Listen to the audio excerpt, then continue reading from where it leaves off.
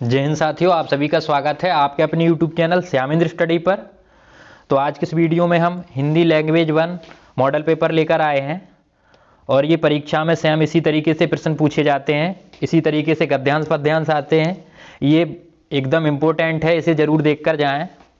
थोड़ा इसमें standard level से रखे गए हैं पैराग्राफ और ये तुम्हारे पेडालॉजी सब कुछ स्टैंडर्ड लेवल से है, इसलिए इसे ज़रूर देखें, इम्पोर्टेंट है परीक्षा की दृष्टि से जो आगामी 21 जनवरी को है।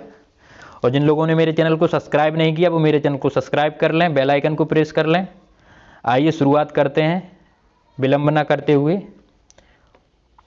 हाँ, एक चीज़ ज़रूर इसमें ध्यान रखने वाली बात है, अब पेपर में जो आपका पेपर रहता है, प्रश्न पत्र दिया जाता है, उसमें इस तरीके से लिखा होगा, परीक्षार्थी निम्नलिखित भागों के प्रश्नों के उत्तर केवल तभी दें यदि उन्होंने भाषा 1 का विकल्प हिंदी चुना हो। जिन लोगों ने लैंग्वेज 1 में भाषा 1 में हिंदी चुना हो उसी को करनी है, ठीक है। लैंग्वेज 1 के लिए इस तरीके से, क्योंकि यहाँ ज़्यादा कन्फ्यूजन रहती थी लड़कों को, सब लोगों को। तो आइए शुरुआत करते हैं हम।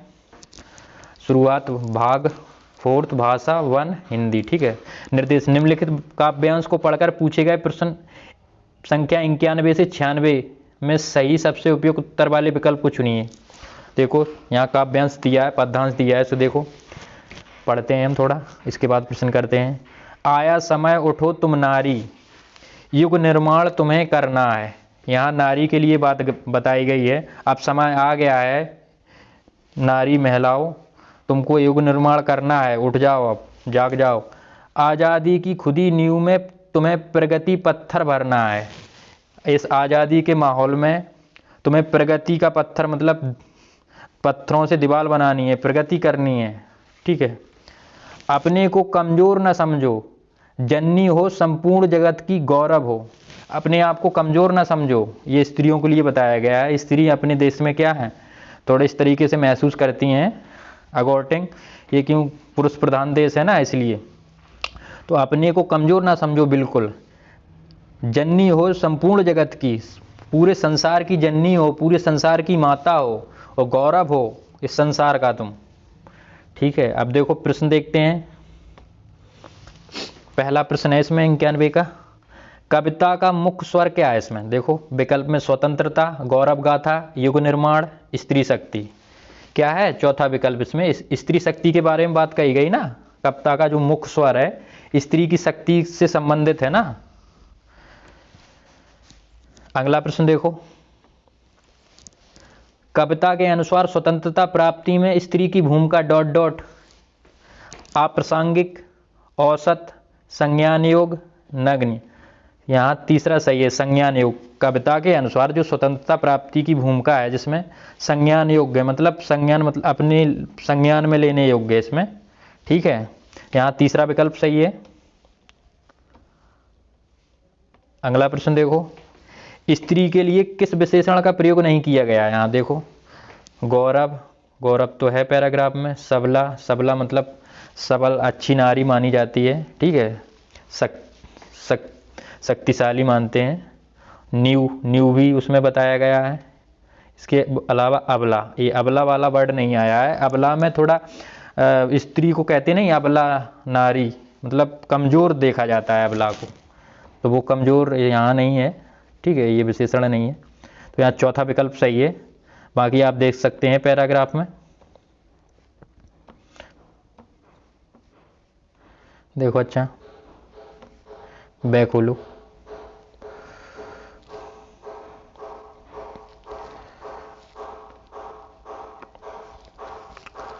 देखो यहाँ न्यू भी है, ठीक है। इसके अलावा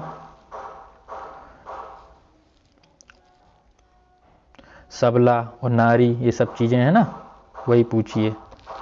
अब आगे देखो,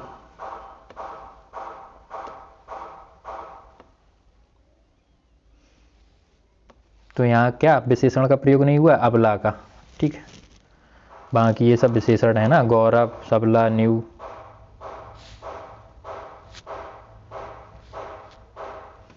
अगला प्रश्न देखो, थोड़ा इसमें कन्फ्यूजन है लेकिन यही सही है, ठीक है।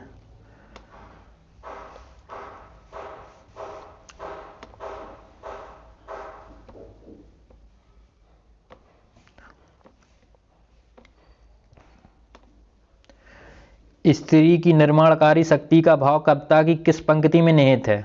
ये प्रश्न है 94। स्त्री की निर्माणकारी शक्ति का भाव कविता की किस पंक्ति में निहित है? बताओ। विकल्प देखो, कमजोर ना समझो, युग निर्माण तुम्हें है करना। मतलब निर्माणकारी शक्ति क्या है? तो युग का निर्माण तुम्हें करना है, एक नए युग का निर्माण करना है।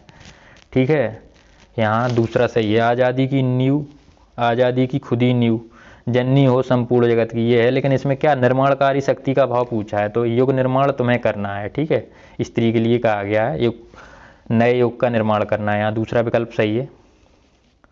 ठीक, अगला प्रश्न देखो। कविता के अनुसार स्त्री को, विकल्प देखो, जननी के रूप में ही रहना होगा, ये तो नहीं बताई गई कविता में। गौरव गान करते रहना होगा, ये भी नहीं बताई गई। पत्थर भरने का कार्य ही करना होगा, ये तो बिल्कुल गलत है। ये स्वयं की शक्ति को पहचानना होगा, ये सही है यहाँ पे चौथा विकल्प। इस चीज़ को बताया गया है कविता में कि स्त्री तुम अपनी शक्ति को पहचानो, तुम जगत जननी हो, संसार की माता हो। ठीक है, तुम्हें बिल्कुल नहीं डरना है, तुम हर कुछ जो कर सकती है। आजकल देख भी रहे होंगे लड़कियां क्या नहीं करती, सब कुछ लड़कों के बराबर हैं। IAS हैं, IPS हैं, सब कुछ हैं, राष्ट्रपति तक हैं यहाँ इस समय, द्रौपदी मुर्मू जी। ठीक है, अगला प्रश्न देखो। जननी हो संपूर्ण जगत की, डॉट डॉट पंक्ति में कौन सा अलंकार है? यहाँ पे देखो, जननी हो संपूर्ण जगत की, यमक अनुप्रास अलंकार है इसमें। ठीक है, जननी हो संपूर्ण जगत की। ठीक है, अलंकार आपने अगर पढ़े होंगे तो समझ में आ जाएगा। अब बाकी डिटेल फिर बताऊंगा कभी। अगला प्रश्न देखो। अब देखो इसमें क्या है, निम्नलिखित गद्यांश को पढ़कर पूछे गए प्रश्न 97 से 105 के सही सबसे उपयुक्त उत्तर वाले विकल्प को चुनिए। ठीक है, अब ये गद्यांश दिया है, पढ़ो। अपने स्वार्थ या संस्कृति के कारण सामान्य व्यवहार में हम कितनी ही बार सबसे धन्यवाद बोलते हैं? अपने स्वार्थ और संस्कृति की वजह से हम ज़्यादातर बोले थैंक यू, मतलब जो अगर किसी ने तुम्हारा थोड़ा बहुत काम करवा दिया, ठीक है, आप थोड़ी मदद कर दी, तुरंत उसको बोले कि थैंक यू। अगर वही मना कर देता, वो यार थोड़ा समस्या है अभी हम नहीं दे पाए, अरे ये बहुत बेकार है ये। तो जरा सा भी अगर तुम्हारे सहारा कुछ बन जाए, धन्यवाद ऐसे आदमी कहता है ना। तो यह कृतज्ञ सिर्फ उन्हीं तक सीमित क्यों?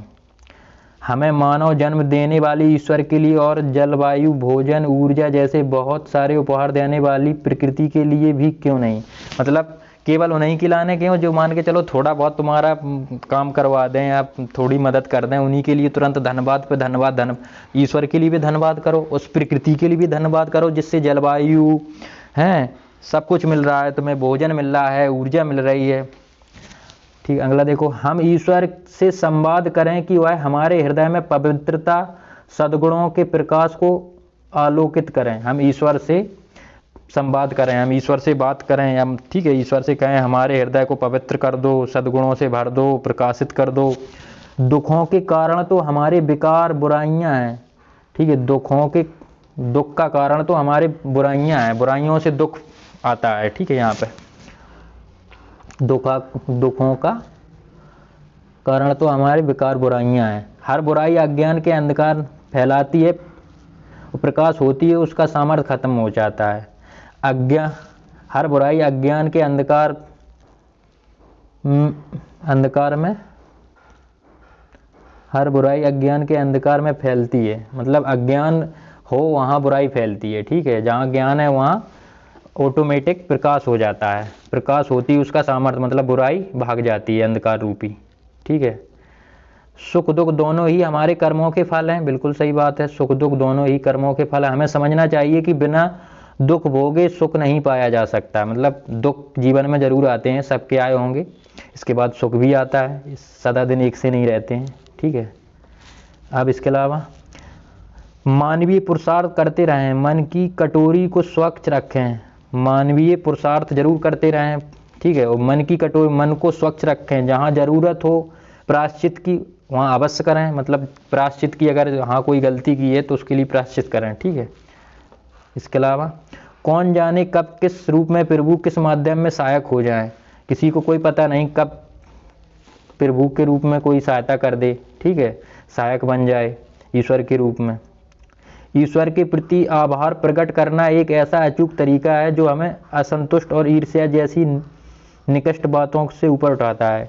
ईश्वर का आभार प्रकट करो, जिससे क्या असंतुष्टि, ईर्ष्या और जिन बातों से ऊपर उठ के चलते हैं। अगर हम ईश्वर को मानेंगे या ईश्वर से आभार व्यक्त करेंगे, ठीक है, तो निकृष्ट बातों से ऊपर उठाता है। और यही हमारे जीवन का मूलभूत क्या है, आगे यहाँ कुछ लिख दिया नहीं, मूलभूत सफलता है, कुछ भी मान लो, ठीक है। यहाँ ये पैराग्राफ आपका खत्म हो गया। अब देखो प्रश्न देखते हैं। प्रश्न है, गद्यांश के अनुसार सबसे धन्यवाद कहने का कारण नहीं है। का नहीं है भैया, स्वभाव, दया, स्वार्थ, संस्कृति। संस्कृति से तो कहते हैं, इसमें बताया गया था ना, स्वार्थ से भी कहते हैं, स्वभाव से भी कहते हैं, दया ये चीज़ नहीं है यहाँ पे, ठीक है। दया की वजह से किसी को धन्यवाद नहीं कहते हैं यहाँ, ठीक। दूसरा विकल्प सही है। यहाँ देखो एक बार देख सकते हैं पैराग्राफ में क्या बताया, इसमें सबसे धनवान कहने का कारण नहीं है पूछा ना। तब देखो संस्कृति के कारण, स्वार्थ के कारण, व्यवहार के कारण सबको धन्यवाद बोलते हैं, ठीक है। यहाँ कहीं दिख रहा है वो दया नहीं दिख रही ना, तो यहाँ पे दया नहीं है। अगला प्रश्न देखो।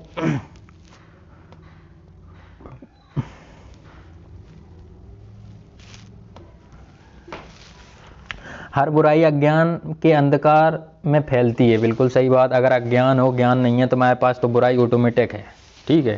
जब दिमाग नहीं होगा तो दूसरों की बुराई में लगे रहोगे, ये है वो है, ढिमका दिखाना। अगर तुम्हारा दिमाग सही है तो पढ़ाई लिखाई में मन लगाओगे। से तात्पर्य है अज्ञानता के कारण बुराइयाँ फैलती हैं। अज्ञानी व्यक्ति बुराइयाँ, अंधेरे होते ही बुराइयाँ फैल जाती हैं। अंधेरा सब यहाँ सही है, अज्ञानता के कारण बुराइयाँ फैलती हैं। आपके पास ज्ञान नहीं है तो जरूर बुराई फैलेगी। यहाँ पहला विकल्प सही है, ठीक है। अगला प्रश्न देखो।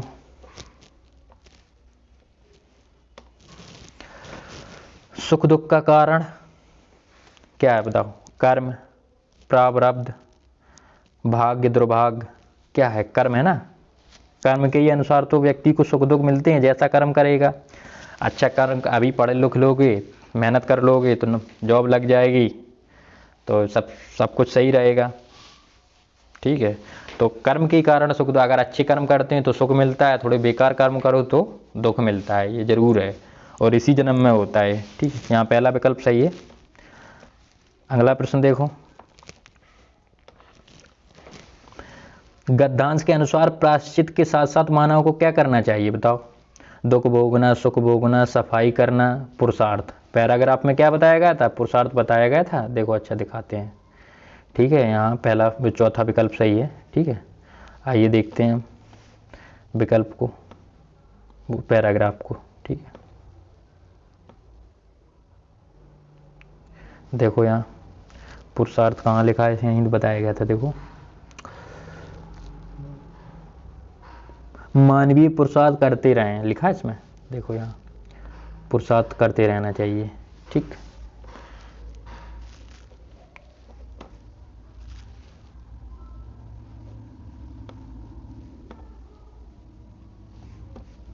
ठीक है, यहाँ चौथा विकल्प सही है। अगला प्रश्न देखो।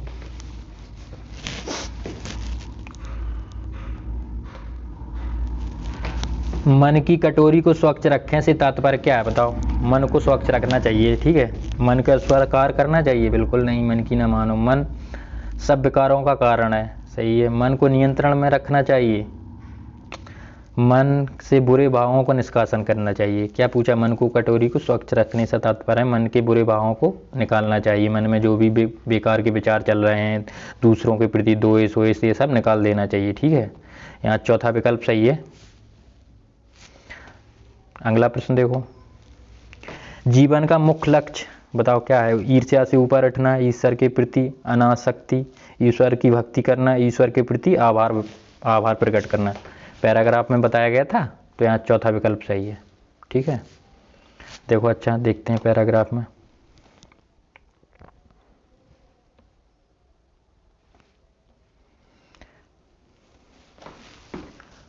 ईश्वर, देखो ईश्वर के प्रति आभार प्रकट करना, ठीक है सही।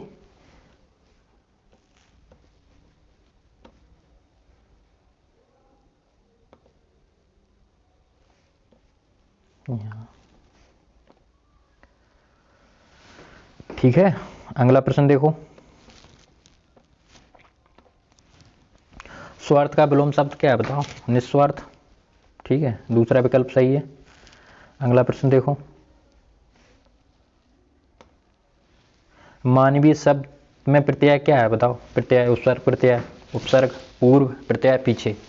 ठीक है, क्या लगा इसमें प्रत्यय? मानव में ई, बड़ी ई है ये, और या है, देखो किसमें है, या छोटी और या, ये तो नहीं होगा।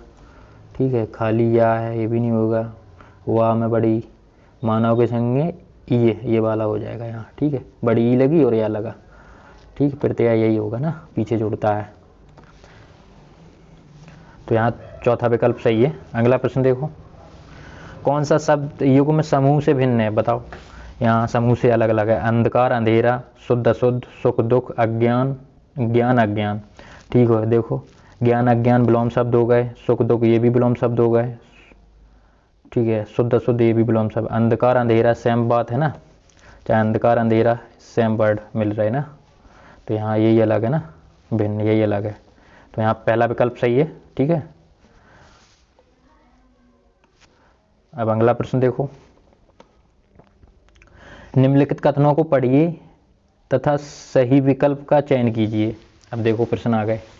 अभिकथन ए, ध्वनात्मक वर्तनी के प्रयोग से सही वर्तनी लिखना सीखने की योग्यता मंद पड़ जाती है। मतलब ध्वनात्मक मतलब बोलने वाली वर्तनी लिखने से, वो वर्तनी का प्रयोग से सही वर्तनी लिखना, ये बोल के लिखो तो योग्यता मंद पड़ जाती है। गलत बात है ना, यहाँ पे ये गलत हो गई बात। ठीक है, और मंद नहीं पड़ती है। ठीक है, बोल बोल के अगर कोई मान के चलो बोल रहे तो इससे क्या योग्यता मंद पड़ जाएगी। जब बच्चे पारंपरिक वर्तनी के स्थान पर अपनी अवस्कृत वर्तनी का उपयोग करते हैं तब यह सही वर्तनी लिखने की उनकी योग्यता मंद नहीं करती। बिल्कुल सही बात है। यहाँ क्या रहता है, पारंपरिक तौर पे बताए, बोले आसें आम, ठीक है, आसें अनार, जिनकी जगह और कुछ भी तो बता सकते हैं। ठीक, आसें आदमी भी बोल सकते हैं, ऐसे अपने तरीक़ा से यहाँ पे। तो ये चीज़ सही है ना, ये तो गलत है, ये सही है। अब देखो यहाँ विकल्प ए सही है परंतु आर गलत है। पहला गलत हो रहा ना यहाँ, तो ये गलत है परंतु आर सही है, दूसरा विकल्प सही है। ठीक है, ये गलत हो गया था, ये सही हो गया था, तो ये गलत है परंतु आर सही है। अब देखो अगला प्रश्न 107 में। नई भाषा सीखते समय बहुत से शिक्षार्थी भाषा के अद्वितीय उच्चारण संबंधी नियमों के कारण भाषा बोलते समय प्रायः आत्मविश्वास की कमी का सामना करते हैं। इस समस्या को दूर करने का तरीका क्या है? नई भाषा सीखते समय, ठीक है, समस्या को दूर करने का तरीका देखो क्या है। काउंसलर के साथ विशेष वाक थेरेपी सत्र आयोजित किए जाएं, ड्रिल के माध्यम से अभ्यास किया जाए। यहाँ ड्रिल का मतलब हो बार बार अभ्यास करना, ये नेगेटिव वर्ड है तो इसको हटाओ। जब उन्हें समस्या आए उनकी गलती में सुधार की जाए। मतलब थोड़ा भी अगर गलत कर दिया बच्चों को तुरंत, अरे यार हाल गलती कर दी, हाल गलती करते रहता है और हाल बोलिए ऐसा नहीं होना चाहिए, ऐसा कर दो, ये सही था, तो ये भी नहीं करना है, ये भी ठीक है। बच्चे कक्षा में सस्वर वाचन करें, मतलब पढ़ें एक तरीक़ा से किसी लेसन को, तो उससे भाषा समस्या दूर हो जाएगी। एक साथ जैसे वाचन चलता है ना प्राइमरी स्कूलों में, तो यहाँ ये भी सही नहीं है। कक्षा में ऐसे खेल जैसी गतिविधियों का प्रयोग किया जाए जैसे मौखिक अंतःक्रिया करके बच्चे सबसे ज़्यादा सीखते हैं ना, और गतिविधियों से संबंधित, तो ये पॉजिटिव वर्ड है। ठीक, तो यहाँ चौथा विकल्प सही है। ठीक, यहाँ पे चौथा विकल्प सही है। अगला प्रश्न देखो। कक्षा 3 की अध्यापिका अपने शिक्षार्थियों को नई शब्दावली से परिचित करवा रही है।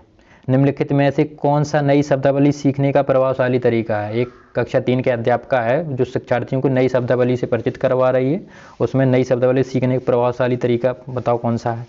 अध्यापिका की स्थिति विशेष के अनुसार उस शब्द को अर्थ समझने की कोशिश करें। अध्यापिका स्थिति विशेष के अनुसार उस शब्द का अर्थ समझाने की कोशिश करें, बिल्कुल सही।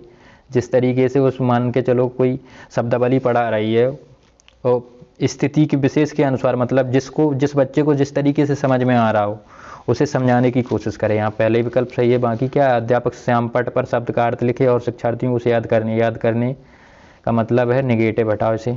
अध्यापक का शब्दों के विलोम शब्द बताए और बच्चों की भाषा उन शब्दों के अर्थ बताए।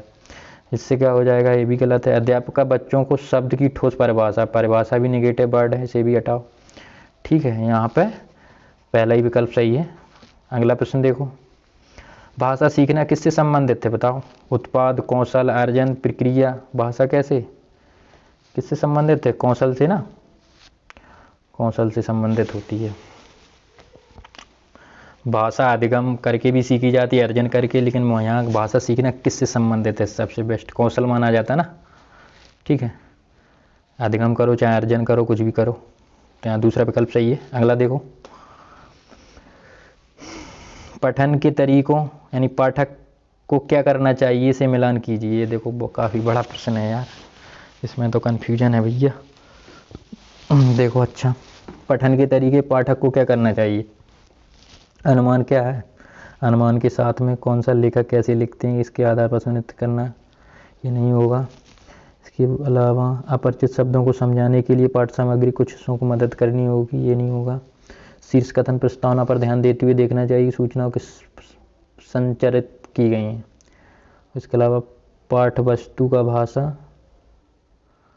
किस तरह प्रयोग किया गया, इस पर ध्यान केंद्रित करना चाहिए। पाठ सामग्री किस बारे में, यह जानने के लिए शीर्षों चित्रों का प्रयोग करना। अनुमान लगाने का मैटर किससे, इससे रहे। एक किससे मिल जाएगा यहाँ, ए 5 से मिला दो। ठीक है, अब भी देखो, निष्कर्ष निकालना। निष्कर्ष किस में निकाला जाता है, लेखक कैसे लिखते हैं इसके आधार पर सुनिश्चित करना चाहिए कि लेखक क्या महसूस करते हैं। यहाँ निष्कर्ष निकालना लिखने से संबंधित होता है ना। अब देखो सी में क्या है, संदर्भ से जोड़कर अर्थ निकालना। अब देखो यहाँ पे संदर्भ से लेखक वाला ही तो हो ही गया, इसमें बचा अपरिचित शब्दों को समझने के लिए पाठ सामग्री के कुछ हिस्सों को मदद लेनी चाहिए। बिल्कुल सही है, अपरिचित शब्दों को समझने के लिए पाठ सामग्री से कुछ हिस्सों से मदद लेनी, संदर्भ से जोड़कर बताए ना, जोड़ना, तो ये हो जाएगा सी का दूसरा। ठीक है, डी गहन पठन पाठ वस्तु भाषा किस तरह से प्रयोग किया गया है, इस पर ध्यान केंद्रित करना चाहिए, यही डी का चौथा ही सही है।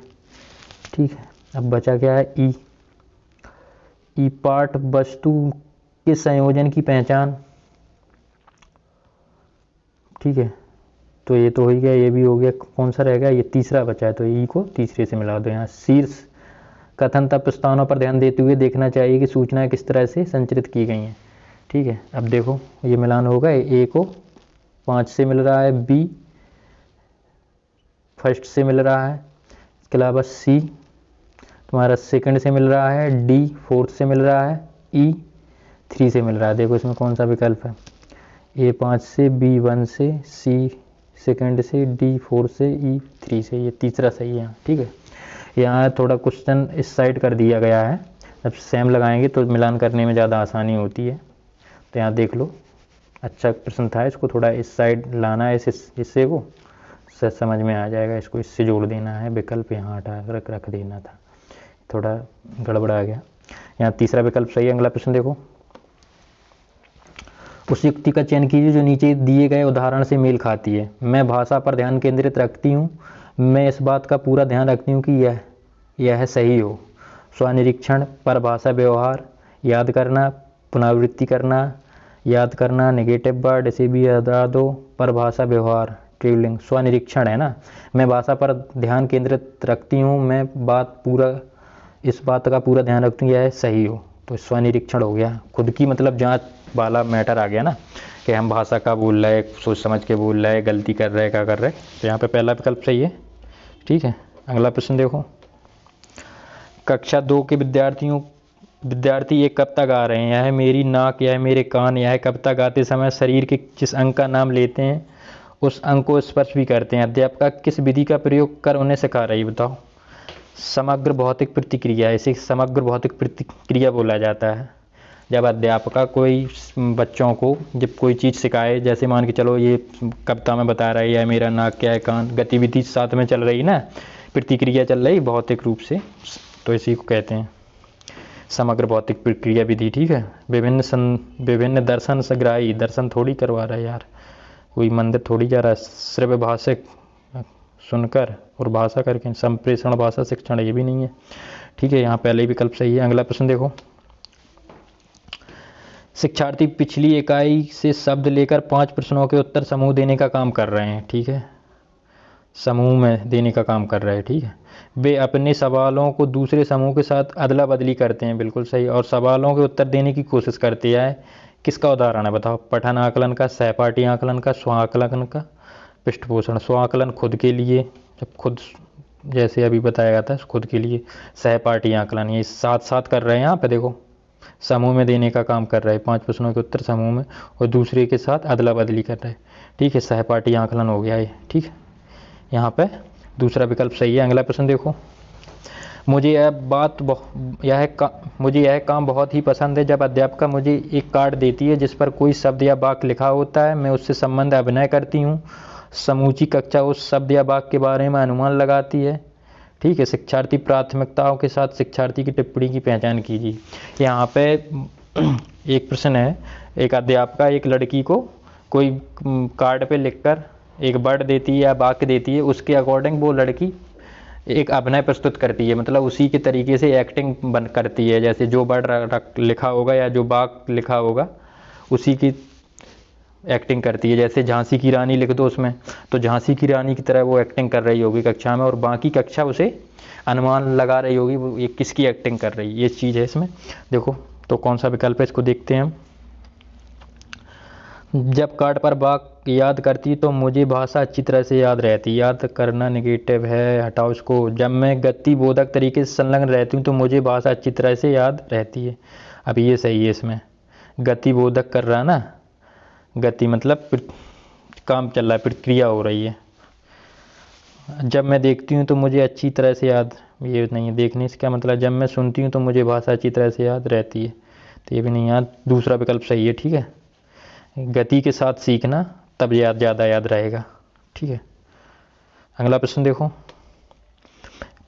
निम्नलिखित कथनों को पढ़िए तथा सही विकल्प का चयन कीजिए। अभिकथन एक क्या है? विद्यालय में प्रवेश करने वाले सभी बच्चे अपनी आयु के अनुसार भाषा के सक्षम प्रयोगकर्ता होते हैं, बिल्कुल। क्या बताया इसमें? अभिकथन विद्यालय में प्रवेश करने वाले सभी बच्चे अपनी आयु के अनुसार भाषा, बिल्कुल सही बात है। यहाँ भाषा के सक्षम प्रयोगकर्ता होते हैं। जब अपनी कक्षा में प्रवेश करते हैं तो इतनी तो भाषा आती है उन्हें, ठीक है, भाषा को अच्छी से प्रयोग कर लेते हैं। और तर्क, भाषिक और सांस्कृतिक विविधता के कारण अपनी योग्यताओं का प्रदर्शन नहीं कर पाते, बिल्कुल गलत बात है। सांस्कृतिक विविधता और भाषिक विविधता को बिल्कुल गलत नहीं मानना है, तो ये गलत कह दी इसने, नहीं कर पाते कर दी, तो ये गलत हो गया तर्क। देखो विकल्प कौन सा सही है? ये सही है परंतु आर गलत है, ठीक है, यही सही है पहला विकल्प, ठीक। अगला प्रश्न देखो, कक्षा 5 का मंजीत अपने अध्यापक को अलग शैली में बात करता है, अपने मित्रों से कुछ अलग तरह से और एक 2 वर्षीय बच्चे से कुछ अलग तरह से बात करता है, बिल्कुल सही बात है। इसका तात्पर्य यह हुआ कि मंजीत जानता है कि सामाजिक स्थितियों में भाषा का प्रयोग किस तरह से करना होता है, भाषा के इस गुण किस रूप में जाना जाता है। कक्षा 5 का मंजीत है वह अपने अध्यापक से अलग तरीक़ा से पेश आता है, अलग तरीके से बातचीत करता है, और जो मित्र वगैरह उनसे अलग तरीक़ा से, और जो उनसे 2 वर्षीय बच्चे उनसे अलग तरीक़ा से, मतलब जो भी जिसके अकॉर्डिंग समाज में बड़े बूढ़े उनसे अलग तरीक़ा से। तो यही भाषा के इस गुण किस रूप में जाना जाता है बताओ? किसमें? वाक्यगत, प्रकृतिवादी, अर्थगत, उपयोगितावादी। पहला ही विकल्प सही है यहाँ। उपयोग मतलब उपयोग कर रहा है उसी के अकॉर्डिंग, अगर उससे छोटा है तो उसकी तरह भाषा उसके लिए प्रयोग कर रहा है, अपने से बड़ा है तो बड़ों के आदर सम्मान की जैसा भाषा का प्रयोग कर रहा है यहाँ उपयोगिता के तौर पे, ठीक, उपयोगितावादी हो जाएगा यहाँ पे। अगला प्रश्न देखो, 117, एक माँ ने इस बात की ओर ध्यान दिया कि उसकी बच्ची कभी कभी ऐसे शब्द बोल जाती जो ना तो उसने कभी किसी वयस्क से सुने और ना ही अपने भाई बहनों से सुने। इस बात को लेकर वह भ्रमित है क्योंकि उसका मानना है कि बच्चे अपने परिवार और आसपास के परिवेश से लोगों का अनुकरण करके भाषा सीखते हैं। उसका यह मत किससे प्रतिध्वनित मेल यानी मेल खाना होता है। मतलब एक लड़की है कुछ ऐसे वर्ड बोल रही है तो उसकी माँ सोच रही है ना तो ये कभी हमारे परिवार में यूज होते हैं ना भाई बहनों द्वारा इनके, तो ये कैसे होते हैं, इस चीज़ को समझना है यहाँ। देखो विकल्प, रचनावाद, बहुभाषावाद, सहजवाद, व्यवहारवाद। अब यहाँ पे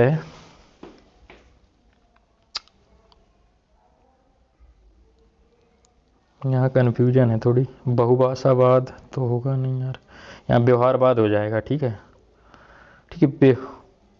अब व्यवहार के अनुसार क्या अनुकरण करके एक माँ इस बात की हो कि बच्ची कभी ऐसे शब्द भूल जाती है जो, अच्छा अच्छा अच्छा, ठीक ठीक, व्यवहार के अनुसार वो, ठीक है, अपनी माँ से इस तरीके के वर्ड जिस तरीके पेश आना है तो ऐसे ऐसे वर्ड तो व्यवहार के अनुसार होगा ना। अब बहुभाषावाद तो वो माँ को समझ ही में नहीं आएंगे ना, तमिल थोड़ी बोल देगी वो, तो यहाँ व्यवहार के अनुसार। तो यहाँ पे चौथा विकल्प सही है। अगला प्रश्न देखो, कौंसलों के उस समूह को क्या कहेंगे जो बच्चे औपचारिक पठन निर्देशन शुरू करने से पहले विकसित कर लेते हैं और जो बाद में अकादमिक कौंसलों के लिए बुनियादी प्रदान करता है। बताओ इसमें। उद्गामी साक्षरता, ठीक है, यहाँ उद्गामी गुणधर्म तो है नहीं, ठीक है, यहाँ दूसरा विकल्प सही है, उद्गामी साक्षरता। इसमें क्या बताया, कौंसलों के उस समय को क्या कहेंगे जो औपचारिक पठन के निर्देश करने से पहले, औपचारिक पठन जिसमें उपचार किया जाता है, क्लास व्लास, ठीक है, स्कूल विस्कूल, ठीक, सब किताब विताबें, चलो उसकी जो अकादमिक कौंसलों के लिए बुनियादी, तो उद्गामी साक्षरता बोला जाता है उसमें। ठीक है, अगला प्रश्न देखो, एक दादी नानी अपने घर के छोटे बच्चों को पुस्तकों से कहानियाँ पढ़कर सुनाना पसंद करती है। इस कहानियाँ पढ़कर सुनाना पसंद करती है, इस तरह से हुआ है, उन्हें पुस्तकों के नए विचारों से परिचित करवाती है और बच्चे इस प्रक्रिया के सक्रिय रूप से संलग्न रहते हैं। इस तकनीक को किस रूप में जाना जाता है? बताओ। एक नानी है या दादी है जो छोटे छोटे बच्चों को किताबों से पढ़ के कहानियाँ बता रही हैं, जिसको बच्चे सुन रहे हैं, संलग्न होके इंटरेस्ट ले रहे हैं कहानी को, तो इसे क्या कहेंगे? देखो, संभाषिक पठन, सस्वर पठन, मॉडल पठन, साझा पठन। ना तो यहाँ साझा हो रहा है, ना मॉडल पठन हो रहा है, ना सस्वर पठन। सस्वर में तो सभी बच्चे जैसे एक बोलता है क्लास में खड़ा हो जाता है, दूसरा रिपीट करता है, उसे सस्वर पठन। तो यहाँ संभाषिक पठन हो गया है इसमें, ठीक है, संलग्न है, संभाषिक पठन कहेंगे, बच्चे ध्यान से सुन रहे हैं, संलग्न होकर उस कहानी को इंटरेस्ट ले रहे हैं। अगला प्रश्न देखो, पठन सिखाने का वह उपागम जिसमें मूल तत्व जैसे वर्णों और स्वनिम से शुरू किया जाता है, और मूल तत्व वर्णों और स्वनिम से, जिसमें बच्चों को यह सिखाया जाता है कि समग्र रूप से पठन सीखने से पहले स्वनिम शब्दों से मिलाया जाता है, इस उपागम को क्या कहोगे? बताओ। जिसमें स्वनिम वाला है, ठीक है, सबसे छोटे छोटे वर्ड, फिर इसके बाद बड़े, पहले स्वनिम, स्वनिम के वर्ड, वर्ड के बाद शब्द, शब्द के बाद वाक्य, तो इसे क्या कहो? समग्र भाषा उपागम? नहीं, समग्र थोड़ी है, एक साथ थोड़ी सब बता दिया बच्चों को। संरचनात्मक उपागम ये भी नहीं है। शीर्ष अधोगामी, मतलब शीर्ष अधोगामी का मतलब टॉप डाउन, मतलब पहले वाक्य, वाक्य के बाद शब्द, शब्द के बाद, तो पहले वाक्य थोड़ी छोटे से स्टार्ट की जाती है, तो ये भी गलत हो गया। अधोमुखी, बॉटम अप, ये हो जाएगा यहाँ, चौथा विकल्प सही है। ठीक है, इसमें क्या होता है, सबसे पहले स्वनिम, फिर वर्ण, फिर इसके बाद शब्द, फिर वाक्य, इस तरीके से। तो यहाँ चौथा विकल्प सही है। सभी को मेरा जय हिंद। हिंदी समाप्त हो गई आपकी, ईवीएस भी हो गई, अभी संस्कृत करा देंगे थोड़ी देर में, और मैथ भी। ठीक है, सभी को मेरा जय हिंद।